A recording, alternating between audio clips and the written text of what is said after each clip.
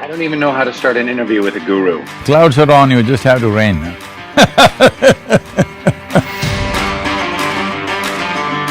How did you get to be a guru? Is there how do you sign up? Can I be a guru? A light cannot stand up and say, "I'm the light." Well, you have to shine, then you are the light. What would you like to say to the young people of the United States? Youth means a vibrant part of life.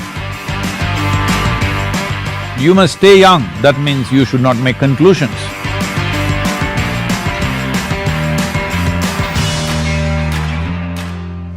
I don't even know how to start an interview with a guru. The clouds are on, you just have to rain. A rain joke is a good way to start this interview. But if you're gonna make a rain joke, I'm gonna make a guru joke. Okay. How did you get to be a guru? Is there how do you sign up? Can I be a guru? Can anyone be a guru? What's the path to gurudom? Well, you don't aspire to become a guru. People, when they find that your guidance is worthwhile, they may call you a guru. So… Oh, okay. You don't say, "I'm the… the word guru means one who dispels darkness. A light cannot stand up and say, "I'm the light." Well, you have to shine, then you are the light. Excellent, excellent. I love that. I love that analogy. So, I've been getting to know your work a little bit in researching for this conversation, and I'm so pleased to get to speak with you. I know we've been talking about it for a while, and I love the message and the heart of your teachings, and I love the way how wonderfully self-effacing you are and your sense of humor. I also use a sense of humor in my work. How important is humor in the teaching of spiritual and psychological human truths? Oh, I never looked at it that way. I feel,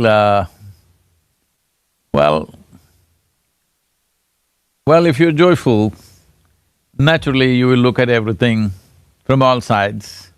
One side is always the lighter side.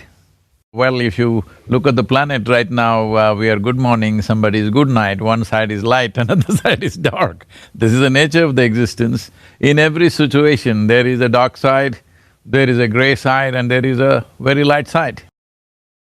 It's not by ignoring the dark side and always trying to be funny you achieve something, or just by looking at the dark side you will achieve something.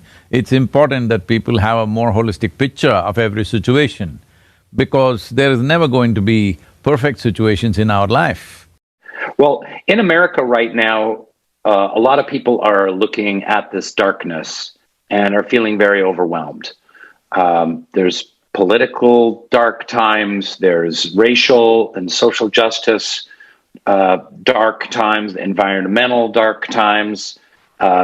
This global pandemic is very scary and another dark time. So how do you find the light in all of this darkness? I thought California is quite sunny, I thought it's not so dark.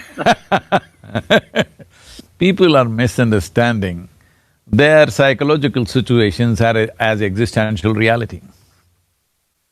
Existential reality is the way it is. How you reflect it in your mind depends on how dark your mirror is. So it's very important to look at life just the way it is, not the way you think it is. Because you can think up anything you want. You can make a horror out of a simple aspect of sun coming up. You can think, "Oh, it's rising and it's going to kill me." There are people who do that. Sun setting, somebody thinks it's the end of the world. Well, when the sun sets, if you do not remember an yesterday, it does look like end of the world. Winter comes, it does look like end of the world. So, of course, spring will come later, that is the reality of life, but in your mind you can do these things. So this most important thing is, I think Western societies have given too much importance to their own thought and emotion. Your thought and emotion is your psychological drama. You're supposed to run it the way you want it, but now you think it's a reality by itself. What you think and what you feel is not a reality, it's what you're making up in your mind. You're free to make up what you want. In the United States right now, with young people, we're in a mental health crisis, the likes of which the world has never seen. The statistics about anxiety, depression, loneliness, suicide, and suicidal ideation among young people is through the roof. It's almost unmeasurable. I have loved listening to your talks, especially the ones about joy, engineering joy, changing yourself from the inside, restructuring your internal environment. What can you tell people who might be struggling with these mental health issues? See, every human experience has a chemical basis to it.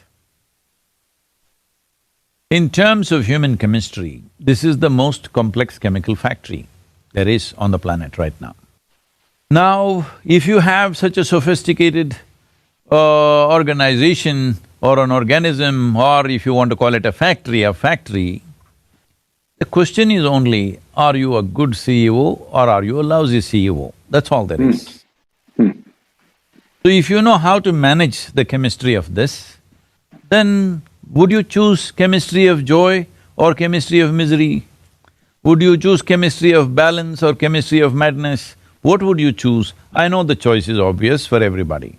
So why are they not able to choose? That's what we need to look at. Well, if you need to look at why you're not able to choose, there are things to look at: what you eat, what goes into your system. Well, Americans are eating… See, the idea of affluence for either an individual or a society or a nation is essentially this. In the beginning, somebody aspires for affluence because it'll give them a choice of nourishment. Later on, it's a choice of lifestyle. So United States is, well, in many ways the richest nation on the planet. So they have a choice of nourishment and a choice of lifestyles. But what kind of nourishment do they choose? The kind of nourishment that they've chosen is just definitely going to freak them. So I'm saying, what you put into your system, how you sit, how you stand, how you breathe, what you do, everything is wrong. So chemistry management, one thing is food, what you intake. To put it very simply, I'm not going into a food exposition right now, but the simple thing is, today even if you ask a kindergarten child whether this body needs oxygen or carbon dioxide for its well-being, they know it's oxygen. At least they've read it in the book. But now, carbonated drinks in this country have been the culture of the nation. You're always drinking carbon dioxide, but even a kindergarten child knows oxygen is what you need. So I'm surprised that the percentages are not much higher. The abuse of alcohol, the kind of food that we're eating, the processed foods that people are eating, almost everything that they're eating is a month old. You cannot eat like that and be mentally well, it just… you… No, I'm with you, yeah. Hey, it's organic. It doesn't matter, but it's a month old. So a month old, so you're saying fresher foods. Not fresher foods, fresh food. Fresh food. Yes, that's what the body needs. Food like you pick it and you just eat it from the garden. No, not that fresh, you don't have to be, you must wash it also a little bit. So, what is anxiety and is there a way out of it? See, there are two basic faculties in a human being which are significant and which is unique to a human being, which makes us who we are. One is we have a vivid sense of memory.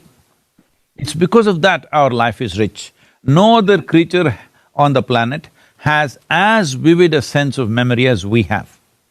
Because of this fantastic sense of memory, we have a fantastic sense of imagination. If there was no such elaborate, detailed memory in our minds, we would not be capable of imagination. Imagination is just extrapolation of our memory. So, what is it that human beings are suffering in their life? They are suffering what happened 10 days ago still. We are complaining to the nature, why did you evolve us? You must have left us as an earthworm, we would have been happy. At least we would be eco-friendly, that would be of great value in California. That's funny. That's great. The work that your institute does, Isha, is in health and nutrition, in education, and also the environment. Can you tell us a little bit about the work that you guys are doing with the environment? Well, with environment, this whole thing began in the year 1998. Certain experts from United Nations came and they made a prediction that by 2025, 60% of the state in which I am, the southernmost state in India, will become a desert. I don't like any kind of predictions, whether they're astrological, environmental, political, economic, I don't like predictions because predictions are being arrived at from dead, cold statistics. You're not looking at what is beating in the human heart, because human beings, what they're thinking right now will be the future, not what they've done in the past. So I didn't like the prediction, so I thought I'll check it out for myself. And I drove around the state, just seeing different regions, how they are. And then I found that they were wrong because I saw it's going to happen much sooner than 2025. Wow. It wouldn't take that long because 3 major rivers had gone totally dry. Many streams, small streams which are tributaries have gone dry, and desertification is happening at a rapid pace, where palm trees are all, their crowns are falling off, not able to find water. Always in the tradition it was said, if a palm tree dies, that means you're heading for a disaster, because it finds water wherever it is in the minutest quantity, it can survive in a desert. So if the palm tree crowns start falling off, it means that there is definitely a disaster coming. Because bore wells are going like 1200, 1400 feet below and sucking out all the water, all vegetation is dying because no tree is able to put roots to 1200 feet. Yeah. So then I saw how to do this, and I spent 6 years planting trees in people's heads, which is the harshest terrain on the planet. Once we successfully did this for 6 years, then transplanting it on the land became easy. I did a simple process. So I was just looking at how to do this as an experiment. I just took a hill which is behind our center, which has been sheared off all the trees maybe 25, 30 years ago and become largely bamboo and shrubs, but the trees are all gone, somebody has taken it away. So as an experiment, I did this in over 24 days with about 4,000 to 4,500 volunteers. All I did was give them 2 meals and teach them a song to sing.